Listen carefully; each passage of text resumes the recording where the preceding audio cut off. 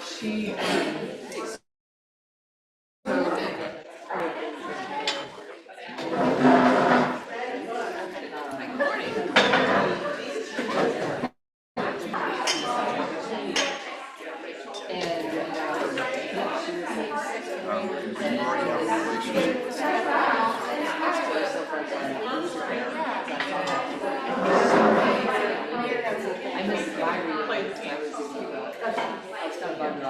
Should be all set?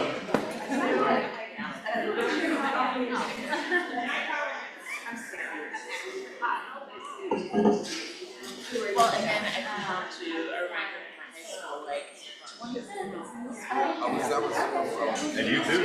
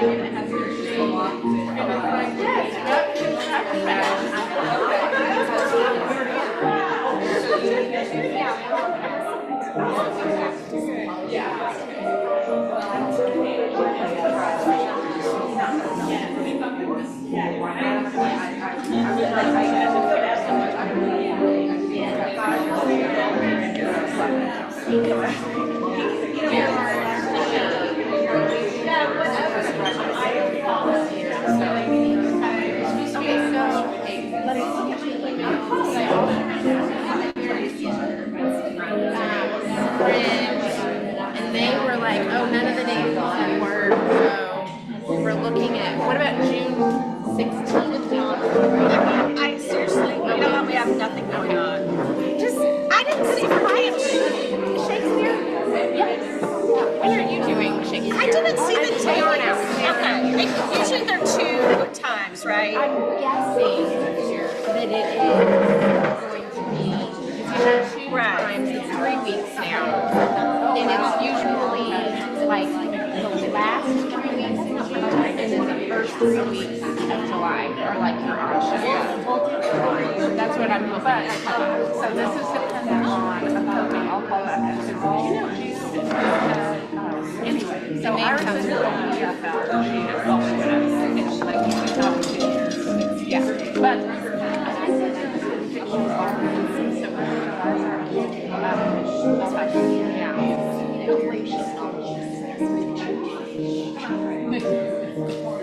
So yes, we look for June. We're also trying to figure out if we can find those items today.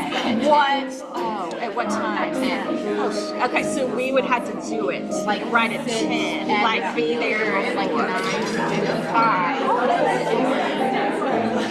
It's I'm supposed to go to fair trying to be like I bet they're trying to be competitive. You know, they need to like started it and then everyone Right. was like, well, if Ohio's doing it, because Ohio decided that parent or grandparents could buy the summer camps for like Christmas or something. So they decided to start or sign up for the so they got gifted. So then everyone else was like, well, if you're signing Although I can't really make sure grandparents do that on top of like being in the computer TikTok. Yeah. What? I think it's grandparents give the credit card over. Yeah. Or maybe they don't know. Right. My grandparents, like, I mean, they can do it the same day, but. Oh no, mine. We've never done high school, but I'm gonna try something. So I'm really like nervous now. My friend who told me about it.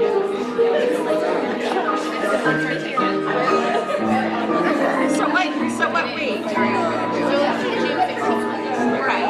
And what if it says it's closed?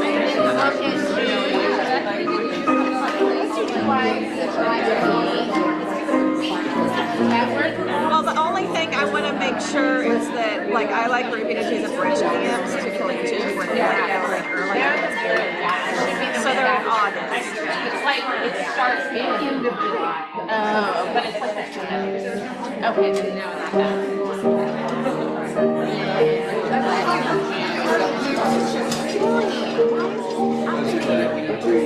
I mean, the main camp I really love is That's it. I mean, that's more of right. Okay, so we're doing the July camp next week. like we'll switch around our plans. Right.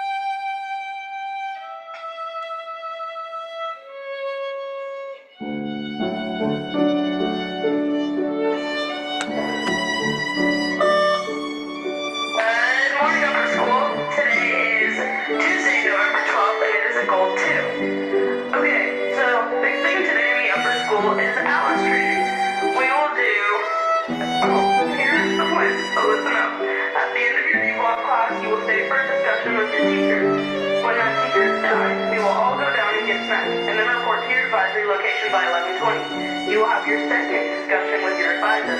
Finally, when that is over, head to your G block class at 11:30 to have the last hour scenario discussion. Note, if your G block is your study hall block, please report to the Davis column for your discussion.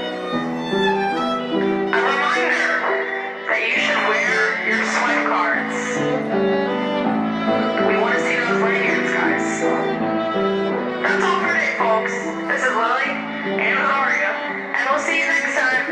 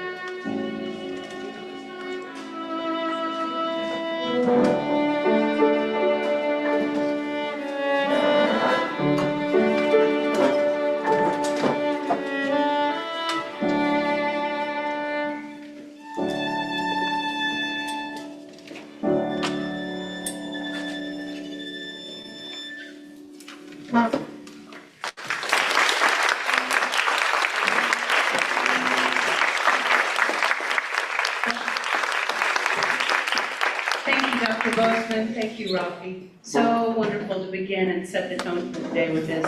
And it does not go unnoticed that the convergence of the real world with our meditative state happened, because that happens all the time, doesn't it? And we honor both. Good morning and welcome. It's so great to see all of you here. We have a jam-packed program for you today. We're going to start off with Jim taking sort of not necessarily a deep dive, but a profound dive into James Clear's book, Atomic Habits. And the reason we're doing this is because we're trying to give you actionable ways to access the science of happiness. A very great person said, happiness is activity. Aristotle said that. So Jim is going to start off with that. We're going to explore that a little bit. We have a mindfulness meditative moment for you. We have a wonderful keynote speaker, Dr. Tony Zippel from the Earth and Spirit Center, that's going to take an even closer look at the science of happiness. While we're doing this, don't forget to sign up for the raffle over there, and there's also coffee. Welcome, welcome. You honor us today with your presence. I'm going to turn it over to Jim. Let's give Sharon a big round of applause.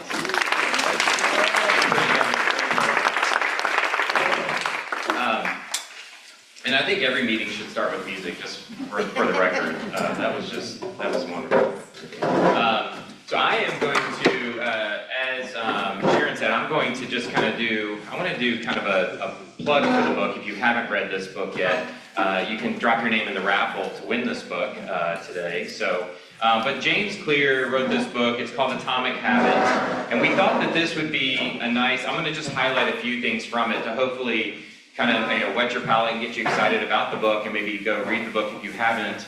But to try to tie that into what we're going to be doing here today, which is engaging in a few practices, but also hearing Dr. Tony Zippel about the science of happiness and some of the things that we can put into practice in our own lives and our students' lives, some of those habits and things that we can build into our lives, and how that, and what the science says about those habits and how those help our students and all of us be just a little bit happier. So the book, James Clear's book, Atomic Habits, it's one of my favorites. Read it several years ago, and it's really quite good about just kind of breaking things down and keeping it pretty simple for us all. One of the things that really jumped out at me at first when I first read it was basically, this idea that we need to stop thinking about just sort of, we can have long-term goals. It's good to have long-term goals, but I think sometimes we stay so focused on the long-term goals or the outcomes that we don't think about the small habits or practices that we need to put in place to actually achieve those long-term outcomes and goals, and that we should put far more time and attention into thinking about those small habits in our lives that we can adjust that are going to give us the long-term outcomes that we want, right? So he talks a lot about just, trying to do something that makes you 1% better. Paul Augustus, what was it, 2 years ago, what was your minutes? You're putting me on the spot here. Sorry, what was it? I can't remember the math. It was, 1424, it was 1% of one day. Yeah, 1% of one day. And so Paul did a great thing. He kind of led the whole athletics department that year talking about, just do anything. You were reading, I think, if I remember right. You were doing 14 minutes of additional reading each day. I think, right? I think that was your habit. Yep. And so this idea that you do 1% better at something, and it really has big impact on our lives. So that's something that's really highlighted in that book. I'm gonna I got a couple of quick notes that I wanna highlight. The other thing that he talks about is this idea of the 4 laws of behavior change. And these I really like. He says, make it obvious, make it attractive, make it easy, and make it satisfying. These are the things that, as you're trying to engage in different behavior change, if you're trying to build in more habits and practices into your own lives, to respond to the things that we know are good for us, whether it's practicing gratitude, practicing habits that lead to happier students, you want to make it obvious, right? So it needs to be super, you make it super obvious that what you're trying to change is right in front of you. An example I always think of, I want to be really regular and consistent about my running routine. And so for me, that means I literally put my running clothes right in front of I step out of bed and I'm stepping on my clothes, right? So it's okay, all right, I'm putting them on. I mean, I don't have to think about where are the clothes, where's my shorts, is it cold outside, all that kind of stuff. I do that the night before, I step on them, I put them on. It's make it super, super obvious. The other one he says is make it attractive. And so for this one, if you think about if you're trying to start a new reading habit or something like that, pick something that is really interesting to you. Okay, there might be a book out there that you're I should read that book. That's a really good book for me to read. But you're if I'm really honest with myself, I'm not super interested in it. I'm just trying to read it because I think I should read it. No, pick the book, whatever it is, whatever your thing is, whatever that really interests you, pick that book. Start with that. Start with the thing that's most attractive. Make it easy. Make it super easy, right? Because there are going to be ups and downs in our lives. There's going to be all kind of resistance that we're going to run into. So make the habit that you're trying to ingrain really, really easy. Concrete example, I'll go back to my running routine. Wednesdays, Thursdays, and Fridays, things fall off the cliff pretty quickly for me, right? So I come out of the weekend, Saturday, Sunday, I'm great. Monday, Tuesday, I'm holding on. The busyness of life happens, right? And Wednesday, Thursday, Friday, I'm that's usually when I stop, doing what I want to be doing, right? So then it's okay, Wednesday, Thursday, Friday, I'm just going to commit to 20 minutes. I'm gonna literally just do 10 minutes of push-ups and air squats in my bedroom before I, go for a 10-minute run around the block. And that's maybe all I can get out or get done on that Wednesday, Thursday, Friday. But what I did is I kept my pattern or my habit of being consistent with my running or my exercise routine. I held on to it through those days of the week that I know are really challenging for me when my schedule kind of gets too big, or I get overwhelmed by it, or I stay up too late trying to work on different things, and then it kind of blows things up. So make it super easy on yourself. And then finally, he talks about making it satisfying. So you got to make sure that you're rewarding yourself as you're trying to make these small adjustments in habits, right? And so whether that's give yourself a little reward if you're trying to you got financial goals or whatever the case might be. So he talks about make it obvious, make it easy, make it satisfying, and make it attractive. Those are his kind of 4 laws of behavior change. So I guess the thing that I would kind of close with is that there's a lot more in here. It's a really great book. It's one that I think is kind of foundational, kind of gives me an idea or a system to kind of operate within, no matter what it is I'm trying to change or apply in my life, whether it's, personal or work or whatnot. So if you haven't read it, I would really strongly encourage it. It's a really, really great, I consider this kind of a foundational read. And again, it really highlights the importance of these small things that we do in our lives, these things that we don't think are gonna make big changes or big differences in our lives or our students' lives, but do, you know, and it's really about being consistent, consistently doing the small things in our lives, and if we do that, we're gonna end up with pretty big changes, pretty big differences in outcomes. So anyway, highly, highly recommended. So now I think we're gonna shift and we're gonna do a little bit of practicing. We're gonna try some habits here, and Sharon's gonna give us an overview of that. So if you look on your table, you've got 2 sheets of activities that promote joy. Would you pick a leader? Would you pick a leader? In just a moment, the leader's going to read the 16 major headings of things that you can do, to promote joy. And we've also got a reasoning and a strategy as to why these promote joy. And then at your table, you're going to come up with examples. So to overview that, take one of the 16, note why this is helpful, and at your table, come up with examples that you may engage in the next 2 to 3 weeks that will help you. Off you go. Questions? Great. Take it away. I can do it.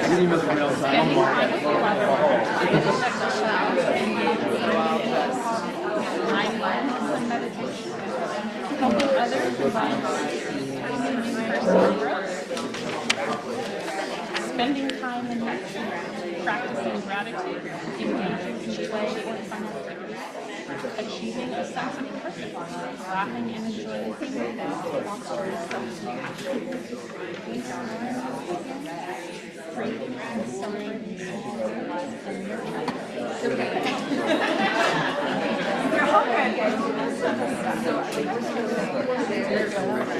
And we're supposed to pick one each. I think we just pick one, right? Is that right? For the table? I did that here say eventually we're supposed to pick one. I don't know if she said we're supposed to do anything in between that. So whatever we want to do. I think we just yeah, let's each pick one and then decide from there where we want to go. Okay. What jumps out at everyone? I mean, for me, well, it's sort of 2 things: spending time in nature and then the physical exercise. I was going to say physical exercise because that's what I'm personally working on. Mine was pursuing personal growth. I don't like that backwards. Like, I'll do that. Right. I'll do that. Exercise for that.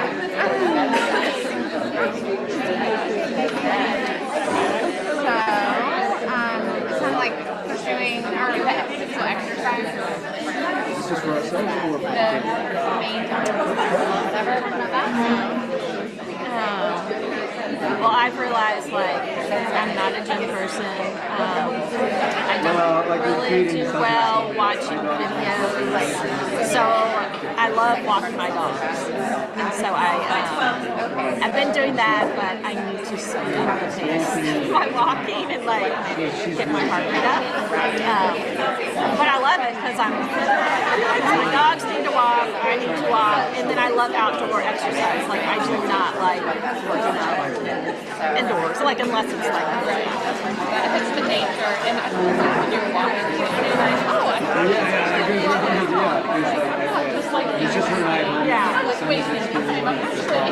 right. I'm getting things, like, a couple of things done, which maybe is more it's not like exercise. Exercise is supposed to be fun. Like, you have to figure out what makes you enjoy it. Like, so what you all do exercise. So we have I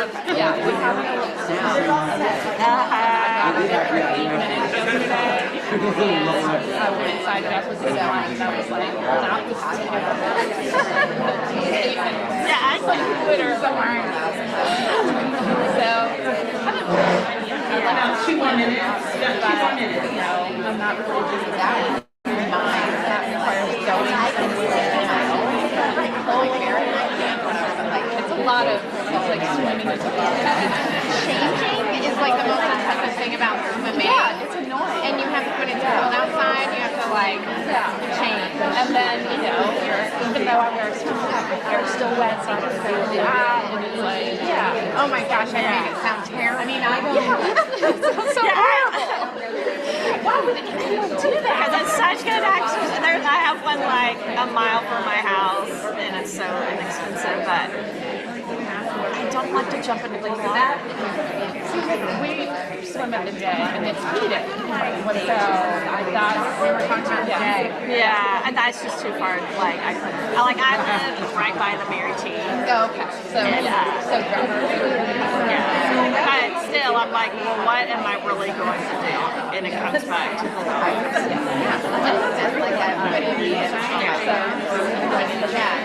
And that's something in capture is right now. Yeah, I would say. So what are you going to do? Are you going to start swimming? I think part of so the elliptical is not on our front porch, but it's on our front porch. So we didn't So my new idea is that I'm going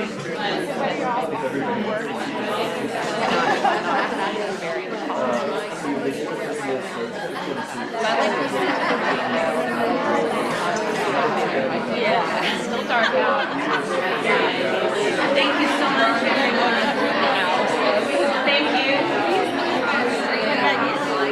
Thank you. I hope you picked something, as Jim was saying, that's meaningful, that matters to you, that you will engage in the next couple of weeks. I hope you pick something new, riffing off the idea that it's the small things that we do daily that have meaning and matter to us that we can keep up with and sustain us. So we're going to take about a 6-minute break now, and you have two options. Daphne is going to do a grounding exercise while walking. So you have the option to go with her, or you have the option to stay here and do a breathing guided relaxation. So your choice. Gather with Daphne out in the hallway if you want to go on the walk, the grounding walk. Stay in here if you want to do the box breathing meditation.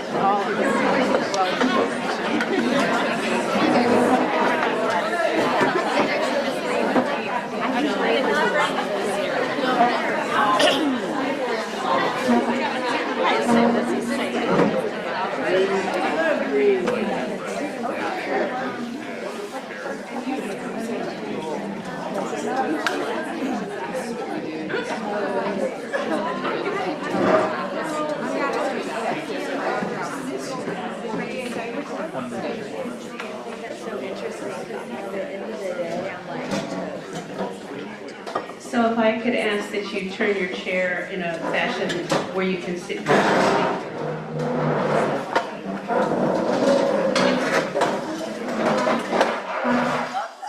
And if you could put your hands on your thighs, palms open up. And it's your choice, you can close your eyes.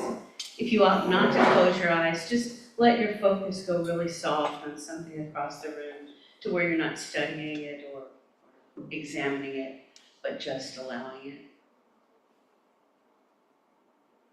And just shift that breath into the belly, from the chest into the belly. Of great importance is to relax your tongue and to let your lips be slightly parted. And where the jaw hinges, just simply let that go. Allowing the breath to go deeper into the belly. And honoring the rhythm of the breath. We're going to shift to a little boxed breathing. You're going to inhale for 4, suspend for 4, and then release for 6. And I'll just be kind of a quiet metronome for you. As you inhale, 2, 3, 4, suspend, 2, 3, 4, and exhale, 2, 3, 4, 5, 6. And inhale, 2, 3, 4, suspend, 2, 3, 4, exhale, 2, 3, 4, 5, 6. Last one, lips parted, please. Inhale, 2, 3, 4, suspend, 2, 3, 4, exhale, 2, 3, 4, 5, 6. Now just find your own rhythm with the breath, whether it riffs off what we just did. There's another natural, organic way for you to allow the breath to drop in and fall out. Breath just dropping in and falling out. And as you do that, you're going to let tension drain from the scalp and the face and the neck. Just allowing any holding on or tension just to simply drain down through the floor. If you get distracted, that's okay.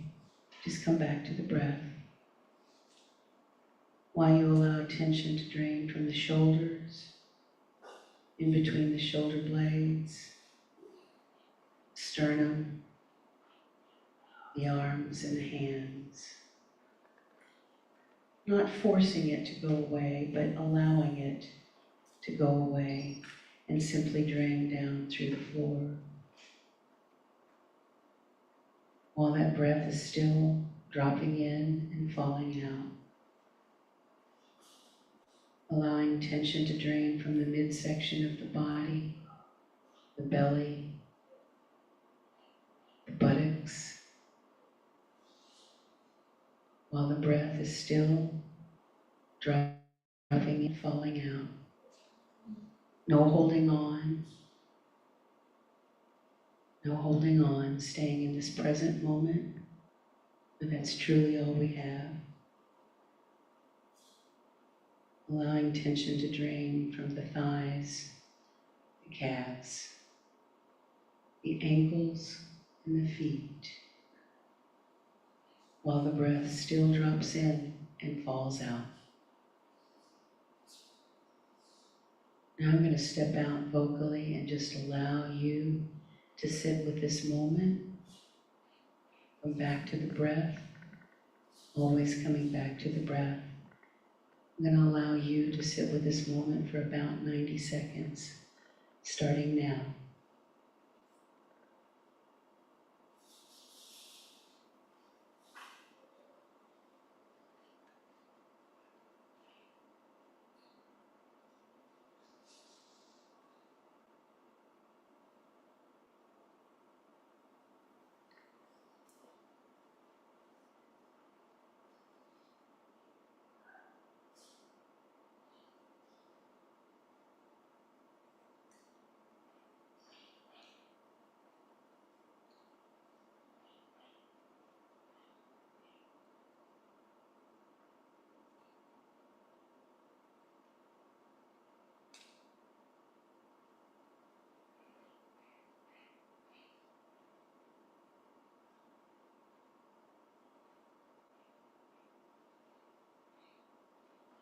And as your awareness returns to this time and space and to my voice, just be gentle in opening your eyes. Shift the body a little bit. Be gentle with yourself. As you come back to this present moment, opening the eyes, stretching the body a bit. Hands can go overhead, legs can stretch out in front of you.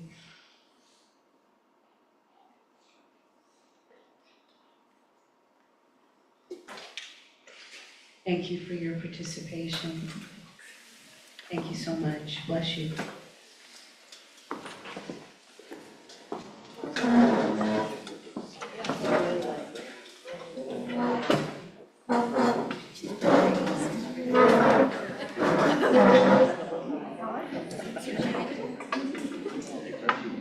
I don't know. No idea, but I love a good breath. Yeah.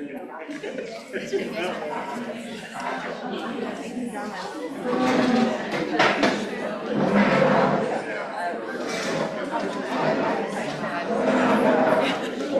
the way here, that's so big. I don't have time. She's like, you're turning me off. I don't want to be late. I was like, you just don't want to be late. And she's like, okay, it's not. Okay. I love you seeing the video, and I was like, remember this old and never. It's like, I'll try. Ruby usually has me. I want to like have Reese, which I'm like, that's okay. Even the long story, I was really surprised to read just at the beginning of the year, and he was rewriting this old title letters, like a card. And we were like, oh, I was just like, she was going to freak out. Like, she was about to cry. And she was fine with it. Like, there was one in there. Who is this? That was really well. Oh, really? Okay. And it was really great for a time that the upper school, they do a lot of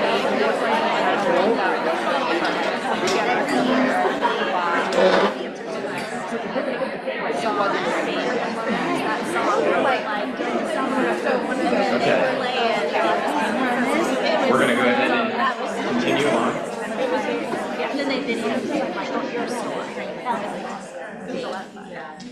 Hopefully that gave everybody a chance to just have a little break and do some reflection. I'm excited to for our next part of our program, and I'm going to introduce Dr. Tony Zippel here, and he's with us from the Earth and Spirit Center, which is here in our own backyard, doing some really important work. He is a psychologist, done a lot of work in neuropsychology, positive psychology. I'm going to read a little bit about his bio here because I'll brag on him. He is super impressive, and we are super lucky to have him here with us today. And he's going to talk to us about the science of happiness. So Dr. Tony Zippel, he's earned his bachelor's degree in philosophy and government and a master's degree in planning and design from the University of Notre Dame. Earned a certificate of advanced graduate studies in rehabilitation counseling from the University of Cincinnati, as well as a doctorate in rehabilitation counseling from Boston University. Tony's MBA is from the University of New Hampshire. He's a Massachusetts licensed psychologist and multiple certificates in cognitive behavioral treatment, happiness studies, positive psychology, coaching, and positive neuroplasticity. He spent 30 years as COO and CEO of a large community behavioral health organization in Boston, Chicago, and Louisville. Prior to that, Tony spent several years as a full-time professor and academic researcher at BU. It's Boston University. He is currently consulting, coaching, and training in the area of positive psychology and resilience, and he is the co-chair of the Louisville Board of Health and Wellness. So we are really excited to have you with us here today, Dr. Zippel. Let's give him a warm round of applause.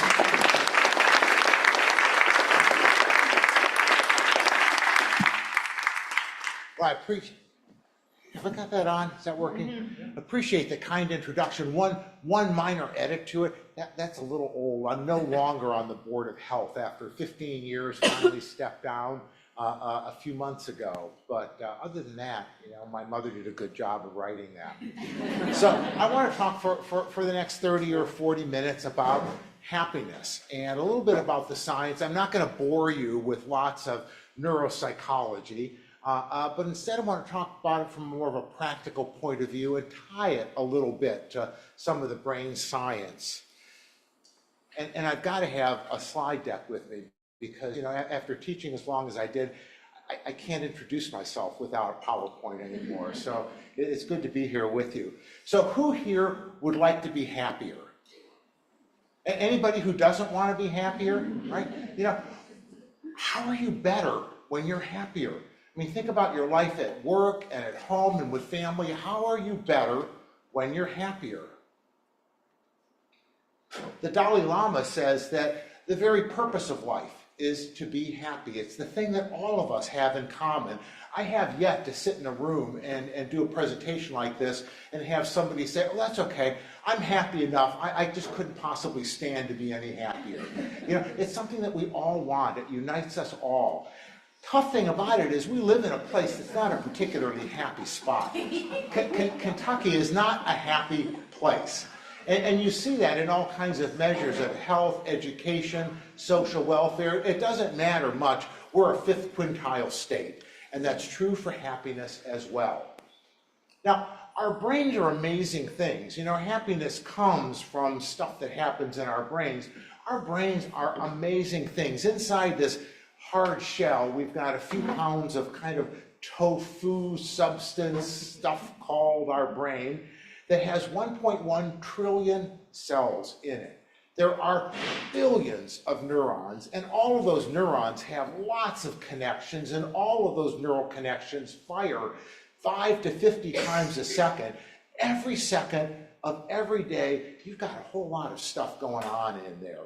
You've got neural connections that are being built and neural connections that are dying away. In fact, one of the things we know is that babies have far more neural connections than we do. Right? Growing up is a process of letting neural connections that aren't important to us anymore wither away, right? You know, so that's why babies are so engaged with everything all the time. Everything is new, you know? And over time, they learn that some stuff's just not that important. They get used to it. When we have lots of chronic stress in our lives, it does really bad things to our brains. Right? We end up with hormonal changes that make us at higher risk for things like diabetes and heart disease. We have actually physical changes that occur in the brain. We get neural pathways that shrink and grow as a result of it. And we even get epigenetic changes that occur so that you know, we used to think that when we're born, we have our genetic structure and that's what we live with and we have it forever, it never changes. We know now that our genetic structure, genes get turned on and turned off by external environments.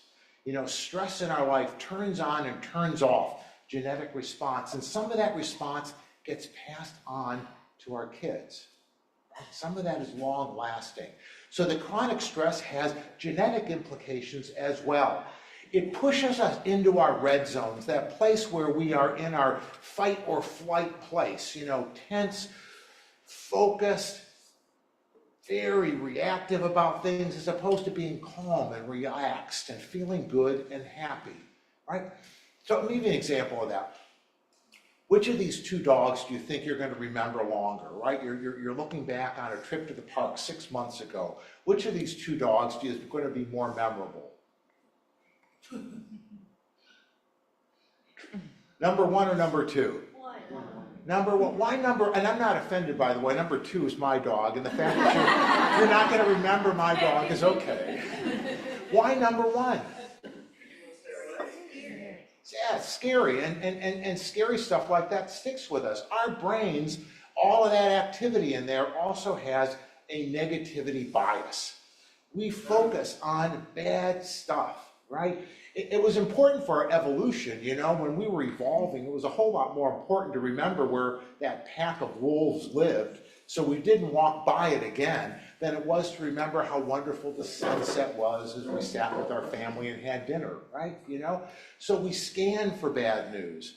We over-focus on bad news. When it goes into our memory, when it consolidates into memory, it consolidates in a different kind of a way, and it's really sticky.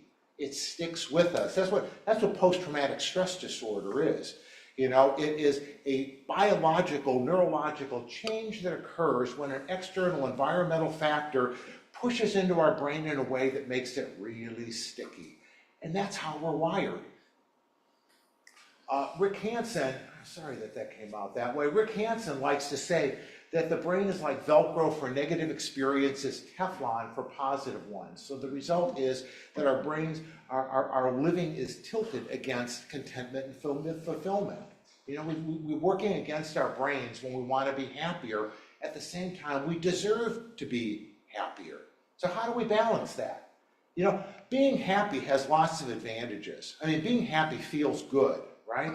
But being happy has lots of advantages. Physically, we're healthier. We live longer when we're happier. Depression, anxiety, all of that kind of stuff decreases as we're happier. We're more productive, we're more social, we're more generous, we're more compassionate. We even are luckier when we're happy, right?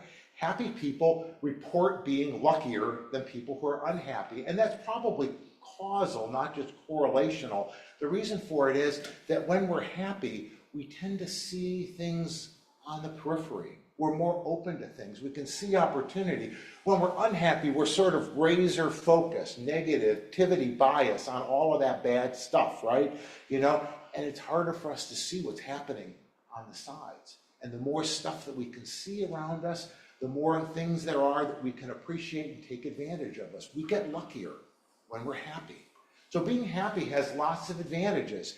The good news is, it's just like the lesson from Atomic Habits. We have a lot of control over our level of happiness. We have a lot of control over it. About 50% of our happiness is genetic. Our set point for it is probably genetic. And I've got dour German ancestors on both sides of the family. My set point for happiness is probably a little lower than some of yours, right? And about 10% of it are circumstances that are hard to change, health, income, those kinds of things.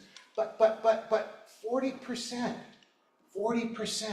is stuff that we control. 40% are our own choices, our own behavior. And if you could go to Las Vegas and you had control over 40% of the odds, then you would be retired today and living in Vegas, right? That's big. We've got lots of room to improve our level of happiness.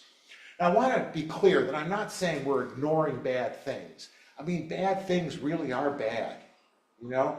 Painful things really are painful. They are not good, right? That's all true. But we control our response to a lot of those bad things. And we have the ability to experience good things even when there are bad things going on. Right? So bad things are real, and we can still make choices to increase our level of happiness. As Viktor Frankl said, when we're no longer able to change a situation, we're challenged to change ourselves. And Viktor Frankl, who spent years in concentration camps during World War II, before becoming a prominent psychiatrist globally, knew a lot about what it's like to live in difficult circumstances and yet to find a way to find meaning and joy in life. So how do we change ourselves so that we have higher levels of happiness? I love the presentation about atomic skills because I think that happiness is a skill. Happiness is something that we do and we can do more of, and we can get better at. If you want to be more resilient, have more experiences of resilience. If you want to have more well-being, have more experiences of well-being. If you want to be happier, have more experiences of happiness. Remember all those neural connections, How do we reinforce the neural connections associated with happiness? The more times we do that, the more likely it is that we do it again. We build a habit of happiness. Somebody I've worked with closely over the years, Tal Ben-Shahar, who has a whole master's program now on happiness studies, says, when we appreciate the good appreciates, right? So how do we make happiness a habit? I want to talk just briefly in the time I've got about 3 things that I think are really important in doing that. Now, there are a lot of ways to increase happiness. You have 16 ways in that sheet to increase joy, and those are all really good. There are spiritual things we do. There are physical things we can do. There are intellectual things we can do about our goals and ambitions. There are things about relationships and social connections. There are positive emotions that we can generate. All of those kinds of things are pathways to increased happiness. And there is no single way that works equally well for all of us, right? The wonderful thing is there's so many ways that we can choose to build habits of happiness. And I will guarantee you that while none of them work for everybody, everybody can find some of them that work for them. So I want to talk about 3, because we've only got a short time, that I think are really pivotal in doing this. And if you can walk away from here and you can take, the Atomic Habits idea, and you can use that to build on one of these 3 areas so that starting today, you start to build small habits of happiness that you'll see big payoff for it over time. So let me talk first about sleep, right? An appreciated part of happiness. How many of you get at least 5 hours of sleep every night? Ooh, good group. What about 6? Who gets at least 6 hours? Who gets at least 7 hours? Crowd's a little thinner. Who gets at least 8 hours of sleep a night? Still some people. Yeah, you know, that's probably about average, you know, in it. You know, we know that about 35% of the population of the United States get less than 7 hours of sleep a night on a regular basis. Know that there are people who will say, I only sleep 4 hours at night and I have a wonderful life and I'm going to live forever and all of that. But the research is really clear. Generally speaking, 7 to 9 hours for grown-ups is what we have to have in order to be at an optimal level. Right? For adolescents, it's a little bit longer. You know, it's why you see more and more schools sort of moving towards, let's start a little bit later in the day so we can make sure that adolescents get a little more sleep at night. You know, and the younger you get, the more sleep you need, right? So we know that we've got to have enough sleep. And getting enough sleep really helps us. Sleep deprivation is really bad for us, right? You know, all of these things about memory and concentration, productivity go down when we don't get enough sleep. You know, anxiety and depression go up when we don't get enough sleep. Even health risks, people who get less sleep on average are at higher risk for a whole bunch of metabolic problems, for cancer, for all kinds of illness. In fact, there was a study that came out recently that said that sleeping regularly in a room that is not dark enough, because we know that the darker the room is, the better our sleep quality tends to be. Being in a room chronically that is not dark enough is a predictor for early Alzheimer's. Wow. You know, not getting enough sleep, not enough good quality sleep predicts onset of early Alzheimer's. We know that not getting enough sleep is a bad thing, right? And sleep makes most things better. Sleep doesn't fix all of our problems, but if we're regularly getting 7 to 9 hours of sleep, everything gets a little bit easier, right? And I know that it's easier to say than do, to say than to do, because sometimes it's hard to get enough sleep. We get lots of things that press us. We've got busy schedules. We have things we worry about. But focusing on getting into a regular sleep routine, a good sleep ritual, so that you get 7 to 9 hours of sleep every night will do wonderful things for your physical health, for your mental health. It even improves your looks. Right? Yeah, seriously, there have been studies that have been done where they take people who will go for periods of time with less than 7 hours of sleep, and then periods of time where they're getting more than 7 hours of sleep, and they'll show pictures of them to third-party observers. And people will observe people who are getting more sleep as being more attractive, will rate them as being more attractive, right? So there are good reasons to get a little more sleep. So sleep counts, and sleep makes us happier.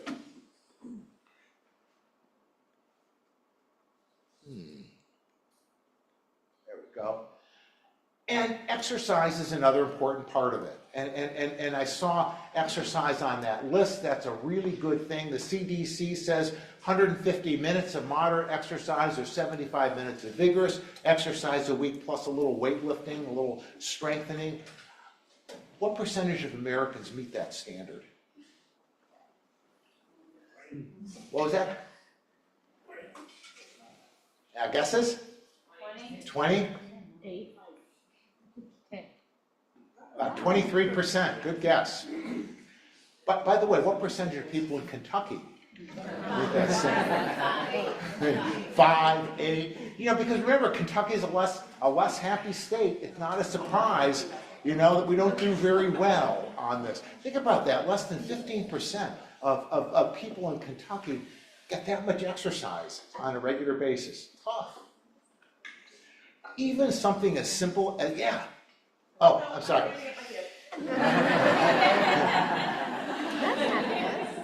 Even something as simple as walking decreases all kinds of health risks. This was something that came out of the UK from the National Health Service, where they did a really deep, wonderful monograph for general distribution in the UK about the value of walking.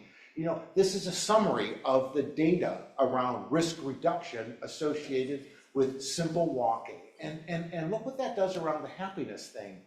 20 to 30% risk reduction for depression. Very strong evidence for that just based on walking. And we've done studies like that in the US. At Duke, they did a series of studies where they compared people who had moderate to serious depression, 3 groups, one on antidepressants, one on exercise alone, and one on exercise plus antidepressants, right? And at 16 weeks, everybody improved to approximately the same level. They all did good stuff over 16 weeks. But when you look at it over 10 months, the exercise-only group had a far lower relapse rate than even the exercise plus medication group. Something really powerful about exercise and mood. So if you want to be happier, go for a walk. I was so happy to see that little walk that was going on there. Box breathing and meditation, another really good pathway. Walking, a really powerful way to increase happiness. So get a little more movement. It improves your life in so many ways. So how do you make it a priority? My bias about it, start small, atomic habits, right? You know, how many people are dog owners? Go out for a walk with your dog, right? Walk an extra couple of blocks when you walk your dog. Take your dog out an extra time a day. Small things make a big difference. Remember, 150 minutes of moderate activity a week. 20-minute walk a day, that's what we're talking about in here, makes a huge difference. And you can build rituals in your life to do that. You can make it a social event. You can challenge yourself with things. You can reward yourself. All the things you heard about in Atomic Habits, about building habits, use those to get a little more exercise. So let me shift gears for a minute. That negativity bias that I talked about is real, and one antidote for it is to find a way to take in the good, because our brain is shaped by what our attention repeatedly rests on. You know, I'm not sure why the connection between the computer and my slides is off a little bit, but go with it. Okay? Neurons that fire together wire together. The more that we activate neural connections, the more those neural connections are active, the stronger they get. So how do we find a way just to keep them as active as possible and focused on things that help us to counter that negativity bias? It's hard, right? Paying attention to stuff is hard. You know, I saw something recently, was a study on our the number of seconds that people spend on each screen on their computer or their phone. So when you're you know, on your computer doing information work, on your phone, all of that stuff, how much time on average do you think people spend per screen? 40 seconds. That's down from 2.5 minutes about 15 years ago, right? We struggle to pay attention. There's so much stuff flowing at us, and so much of it is negative. You know, I mean, I know a lot of us are kind of debrief and get our feet on the ground again after what seemed like a 6-year campaign for an election, right? And we are deluged with news that is usually not great. Social media in the United States lives and breathes on attracting eyeballs. The more eyeballs that get attracted, the more money people make. And if you believe that we have a negativity bias and bad stuff sells, bad stuff attracts eyeballs, that's what we're fed. Because it sells, because we're pulled towards it. And we go over it really quickly now, 40 seconds per screen, that's tough, right? The response to it, I think, is something I'm going to teach you in the next 2.5 minutes called taking in the good, right? Because what I want you to do is to think about ways that we can not just have positive experiences, but ways that we can soak them in a little bit and make use of them. Because we have positive experiences all the time. At any given moment, you're having positive experiences right now. I mean, right now, you've got enough oxygen to breathe, right? You know, everybody's got a chair that's helping them defy gravity and stay off the ground. You know, I see so many people with drinks in front of you. How does that cup of coffee taste in the morning? And or that mug of water. We have positive experiences all the time.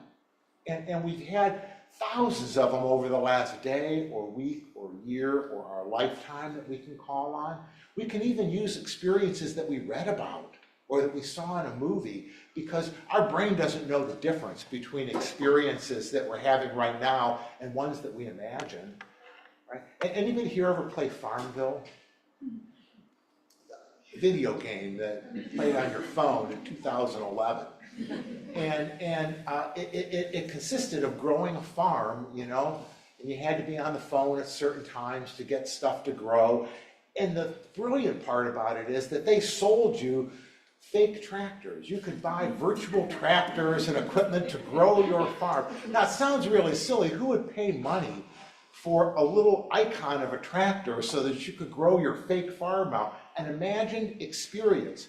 But in 2011, at the height of that game, that company, the market valuation of that company was $8.9 billion. A lot of money in imaginary experiences. They can be really powerful. So don't be afraid to use those. So we have experiences all the time. So I'd like you to take just a second and right now bring to mind a positive experience. It can be something big or small. It can be happening right now. It can be something that happened earlier. Get a real positive experience in mind. Now, just having the experience isn't enough, because we have them all the time and they slide away. The challenge is, can we take that experience and install it? Stick it in our brains so it's sticky, and we convert that passing state into a lasting neural trait. And there are two steps in doing that. Number one, you want to enrich it. How can you make that experience bigger and more intense? How can you make it brighter and bolder? Can you stay with it for just 2 or 3 breaths? I mean, you don't have to sit and meditate on it for 2 hours. Just for 30 seconds, stick with that experience. Pay attention to the details. What are the emotions and the thoughts and the perceptions associated with it? Make it big and bold and real. So take that experience you were just having and just for 2 or 3 breaths, make it as bright as you can. Turn up the volume on it. Add some fuel to the fire. Really get it going.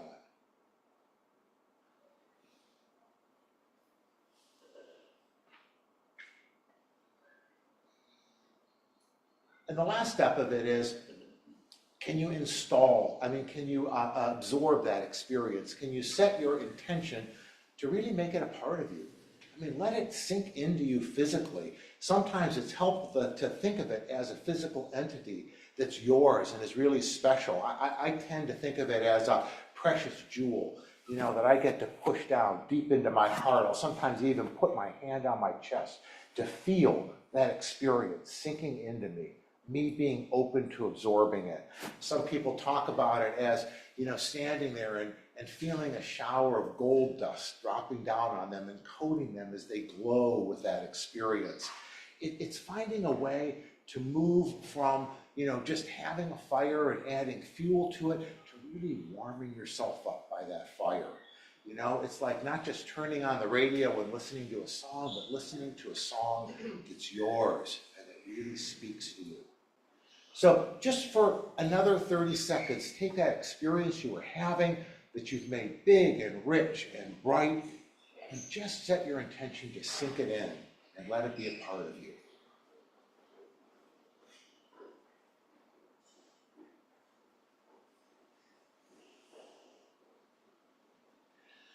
Now that whole exercise you can do in 60 seconds.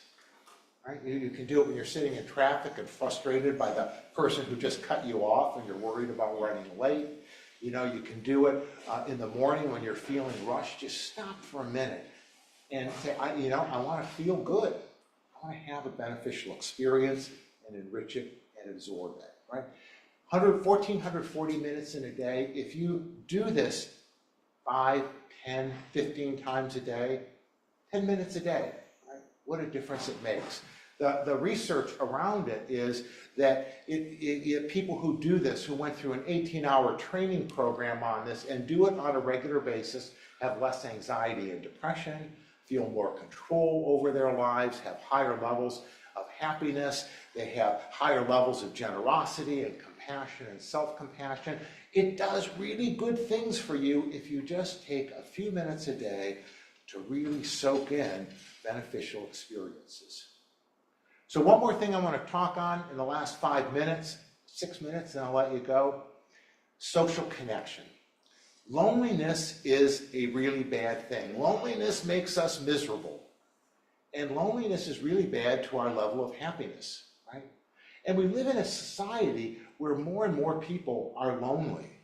More and more people are alone in the world and disconnected. I just saw a piece this morning on the percentage of Americans who are older and have no friends or family near them, who are aging in place without good social connection and the implications of that. 40% of Americans report feeling lonely or isolated. That's high. That's terrible. 25% say that they have no one that they can share a personal problem with. And we know that those levels of loneliness are corrosive. Obviously, they're bad for our levels of happiness and mental health, but physically, they predict early death as well. Vivek Murthy, who was Barack Obama and then Joe Biden's Surgeon General, has spent a lot of time talking about this and looking at the research around it. Chronic loneliness is the equivalent of smoking 15 cigarettes a day. That is the degree to which it affects your health and reduces life expectancy.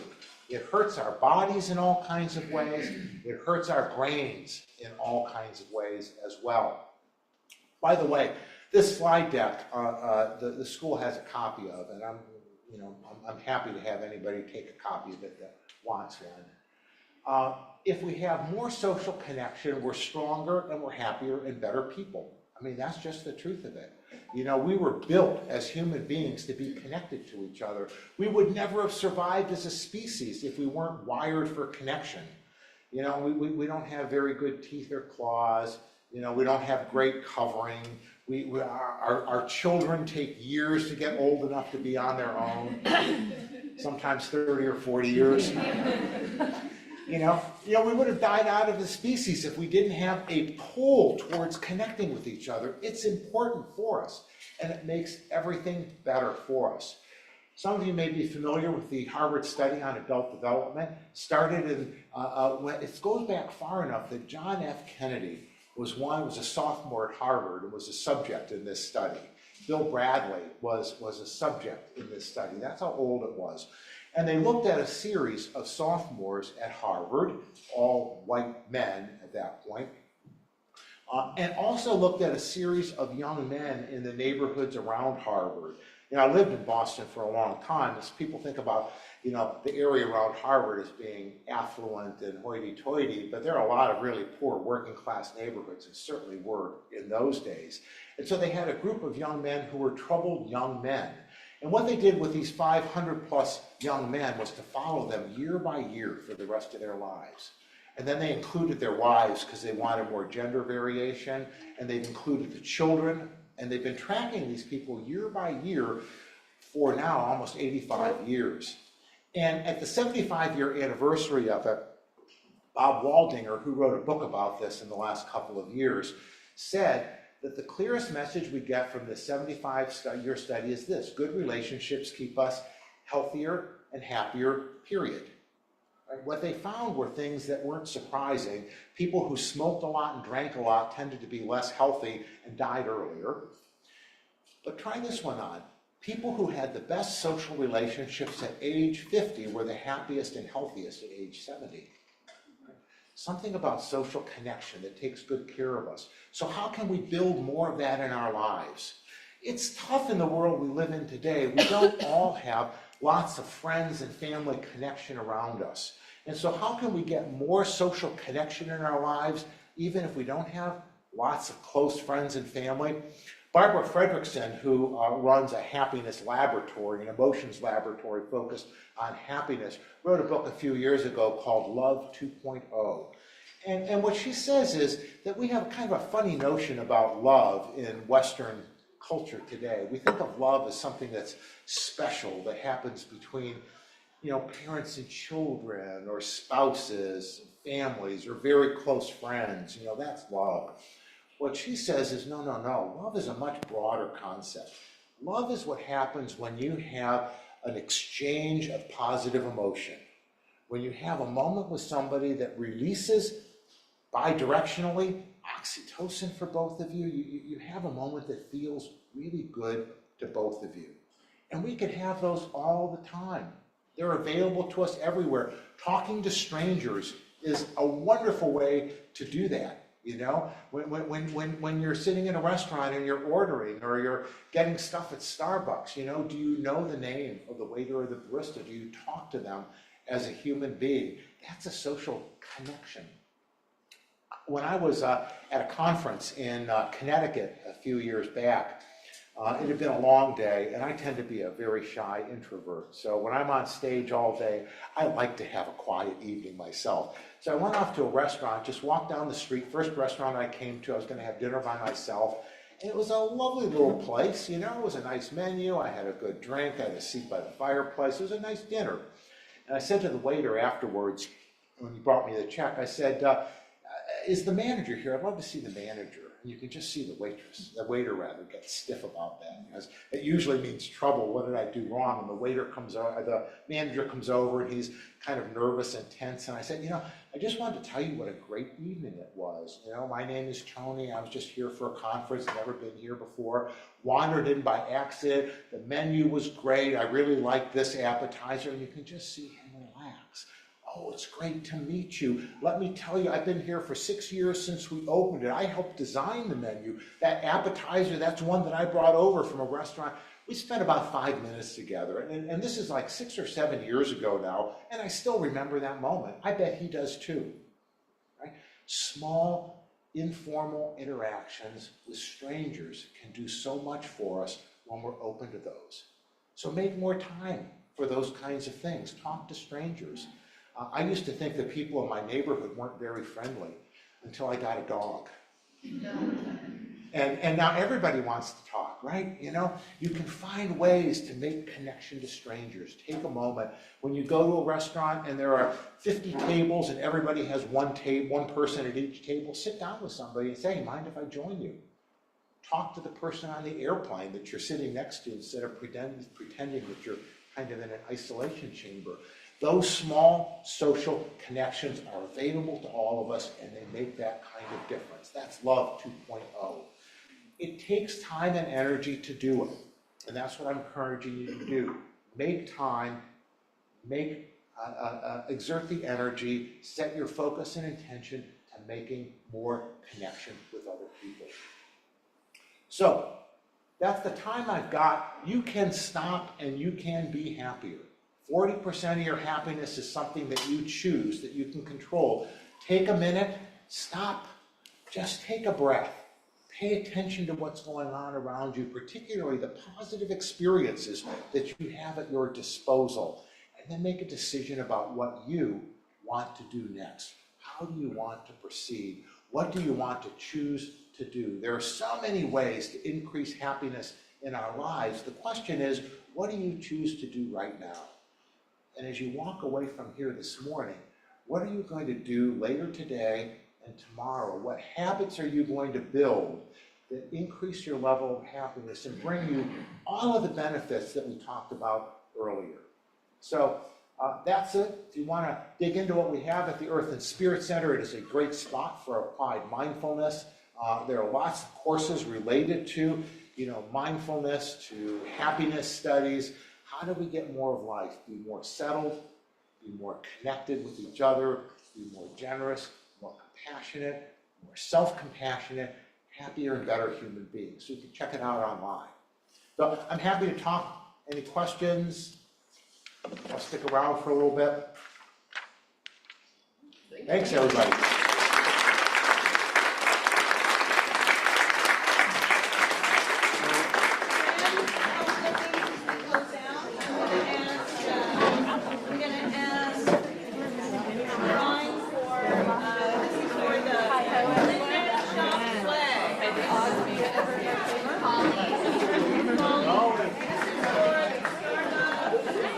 If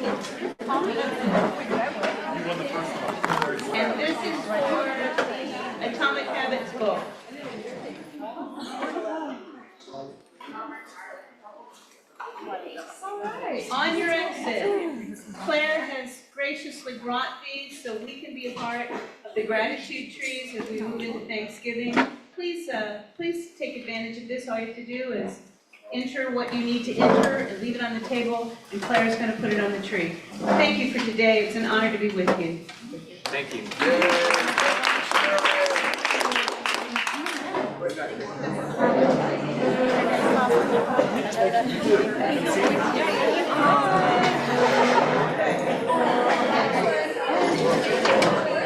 What's your link?